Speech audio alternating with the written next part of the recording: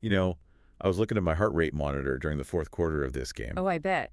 and I seriously considered sending the medical bill to the Arizona Cardinals front office. I don't blame you. It was one of those afternoons where you feel like you've played a full 60 minutes just, sitting on the couch, It was a track meet, pure and simple.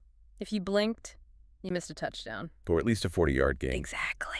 We are, of course, talking about the absolute roller coaster that was the Cardinals' Week 4 victory over the Seattle Seahawks. Roller coaster is the right word. The final score was 38-32, but, that barely scratches the surface of the madness we witnessed. Not even close. So today, we're diving into the Red Sea Radio reports, the stat sheets, all of it, to figure out what this actually means for the rest of season 84. Because, let's be honest, 38-32 is entertaining, but is it good football? That's the question of the day, isn't it? It's easy to get drunk on the offense. And believe me, we are going to talk about the offense. Oh, we are. But when you look at the whole picture, you have a team that is incredibly dangerous with the ball and, frankly, a bit terrifying without it. Terrifying for who?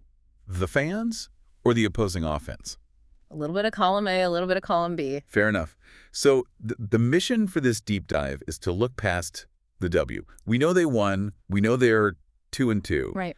But we need to unpack how they put up 501 yards of offense, which is just an absurd number.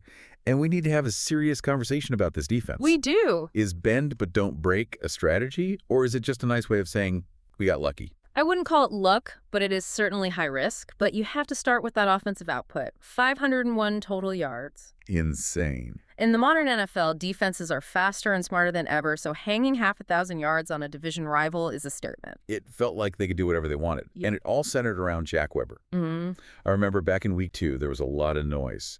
People were saying he looked jittery, maybe pressing a bit too hard.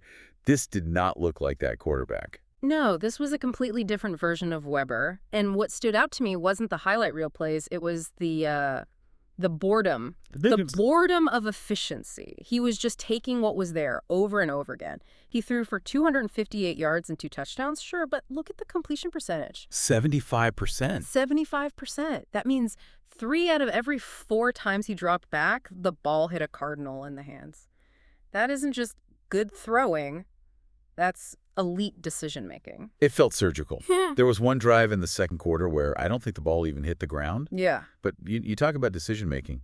Let's talk about the decision to tuck it and run. Yeah. Because we saw some wheels. The sneaky mobility, I hate that term because he's an athlete. There's nothing sneaky about it. Yeah. But yes, 45 rushing yards. And it wasn't just on designed runs. That's what I was going to say. It felt like he was breaking the structure of the defense. That's the key. When you have a quarterback completing 75% of his passes, the defensive line is coached to rush with discipline. They want to keep him in the pocket. But when he breaks contain and picks up 12 yards on a 3rd and 5, it ruins the defensive coordinator's week. It forces linebackers to spy, which means one less guy in coverage. And that hesitation from the linebackers, that has to be part of why the running backs were just feasting, right? It's all connected. If a linebacker has to freeze for half a second to see if Weber is keeping the ball, that is an eternity for guys like Trey Benson and Isaiah Pacheco. I want to spend some time on this backfield because thunder and lightning feels like an understatement. They combined for 158 yards on the ground. Which is the bedrock of this entire performance. Everyone loved the deep ball, but rushing for 158 yards is how you control the clock and the tempo. Trey Benson specifically was a nightmare. 56 yards, a touchdown. But the stat that blew my mind was the 6.2 yards per carry. That is the magic number. If you are getting 6 yards on first down, you are playing the game on easy mode. The whole playbook is open. The whole playbook. You're never in 3rd and long. And Benson runs with such violence. He wasn't just finding holes. He was falling forward for an extra 2 yards every single time. And then you swap him out, and in comes Pacheco. It's just relentless. 52 yards and a touchdown for him as well. And Pacheco brings that versatility. He's slashing through the line, but he's also a threat in the passing game. We saw that beautiful 17-yard reception out of the backfield. A wheel route? Oh, that was gorgeous. Exactly. When you have a back who can do that, the defense can't sub. They can't bring in their heavy run stoppers because Pacheco might sprint past them on a pass route. It keeps them honest. It keeps the defense in a generic personnel package, and Arizona just exploited that mismatch all afternoon. It creates a pick-your-poison scenario. If you stack the box to stop Benson, Weber throws it over your head. If you drop back to stop the pass, They hand it off for 6 yards. And that brings us to the receiving core. Because if you're a defensive coordinator, your first rule is usually don't let Marvin Harrison Jr. beat you. Which is a good rule. Yeah. And he still had 5 catches for 90 yards. He was the steady hand. He's the gravity well. He attracts so much attention. Even when he doesn't get the ball, he's pulling a safety or a top corner with him. Right. And that is what allowed the rookies to shine. This was my favorite part of the Red Sea Radio breakdown. The rookies. Tommy Davis and Hunter Thomas. We haven't seen them featured like this before. Well, and it's a massive development for the franchise. You had Davis and Thomas combining for over 100 yards with 4 catches each. Why now, though? Would just the game plan, you think? I think it's trust. Weber is trusting them to be where they are supposed to be, but tactically it's about what we just discussed. Seattle was so worried about Harrison Jr. in the running game that they were leaving these rookies in single coverage. And the kids won. And to their credit, the kids won their matchups. That has to be huge for their confidence. Yeah. It's one thing to do it in practice. It's another to haul in a contested catch on 3rd down in a tight game against a division rival. It changes how defenses have to prepare for Arizona moving forward. You can't just double Harrison Jr. anymore. If you do, Tommy Davis is going to convert the first down. And Hunter Thomas will find the soft spot in the zone. And let's not forget McBride chipping in with a touchdown. It really was an everyone eats kind of day. 501 yards distributed all over the field. It sounds like the perfect game. Offensively, it's close to it. Yeah. Close to it. But we have to talk about the other side of the ball. Because while the offense was painting a masterpiece, the defense seemed to be struggling to hold the canvas still. That is a very polite way of putting it. 32 points, man. They gave up 32 points. And let's be real, 14 of those came in the fourth quarter. It felt like the wheels were coming off. It was definitely leaky. There is no getting around that. When you give up 32 points, you usually lose. Usually. The fact that they won is a testament to the offense, not the defense's dominance. So help me reconcile this. The report talks about this bend but don't break identity. Mm-hmm. Is that real or is it just spin? Because watching them give up huge chunks of yardage in the fourth quarter didn't feel like a strategy. It felt like panic. I think bend but don't break is often a euphemism for we can't stop them between the 20s. And that was true here. Seattle moved the ball. They did. But, and this is a big but, situational football matters more than total yardage. You're talking about the red zone. Exactly. The field shrinks inside the 20-yard line. The windows get tighter. The back of the end zone acts as an extra defender. Seattle made 4 trips into the red zone. And in a game with this much yardage, you'd expect 4 touchdowns from that. You would. But Arizona held them to 2. That's the ball game right there. It is. Those 2 stops forcing a field goal or a turnover on downs, those are 4-point or 7-point swings. If Arizona allows touchdowns on those drives, they lose this game. So the argument is that while they lack the dominance to go 3 and out, they have the mental toughness to tighten up when the field shrinks. That's the charitable reading, yes. And it requires specific players stepping up. You look at the tackle numbers. Jalen Thompson and Owen Pappoe both had 7 tackles. Which usually means the ball is getting past the defensive line. Right. It means your safety and linebacker are busy, but it also means they are making the tackles. They aren't whiffing and allowing 60-yard touchdowns. They are limiting the damage. It's frustrating to watch, but it keeps the points off the board. Mostly. I have to give some love to Budda Baker, though.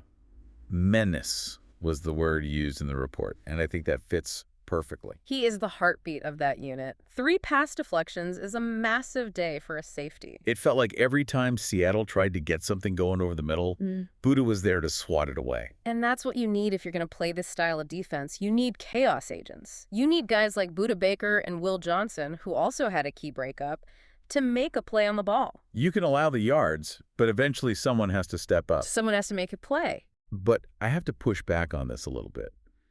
We're praising the red zone stops, but that fourth quarter was a near disaster. Seattle put up 14 points. The Cardinals had a comfortable lead, and it just evaporated. Is that conditioning? Is it scheme? I think it's a combination of fatigue and just the nature of modern NFL rules. It is very hard to play defense with the lead now. You play soft to prevent the big play, and good quarterbacks just pick you apart underneath. Seattle got into a rhythm, and Arizona's pass rush just wasn't getting home fast enough to disrupt it. It felt like they were playing not to lose rather than playing to win on defense. That's a common trap, and frankly, against a better team, or maybe just on a different day, that strategy backfires. You can't rely on your offense scoring 38 points every week. That's the worry, isn't it? Yeah. It's fun to watch a shootout, but it's stressful. You can't live on the edge like that for 17 wards. No, you can't. History tells us that defenses that give up 30-plus points regularly do not win championships. They might make the playoffs, they might be exciting, but eventually you run into a team that has a good defense and your offense has an off day. So we have a 2-2 team. They are back to .500. They've got this high-powered offense and a questionable but opportunistic defense. How does this set them up for the Falcons? It sets them up well, actually. Getting back to .500 is psychologically huge. You aren't chasing the season anymore, you're in the mix. And the Falcons are a team you can beat, but they are also a team that can score. So we might be looking at another shootout. It's possible. But the challenge for Arizona this week isn't the offense. We know Weber and Benson and Harrison Jr. can move the ball. The challenge is for the defensive coordinator. Right. Can you figure out how to get off the field before the red zone? Can you create a 3-and-out in the fourth quarter so your fans don't have a collective heart attack? That would be nice. I'd love a boring 24-10 win. I don't think boring is in this team's DNA right now. You're probably right.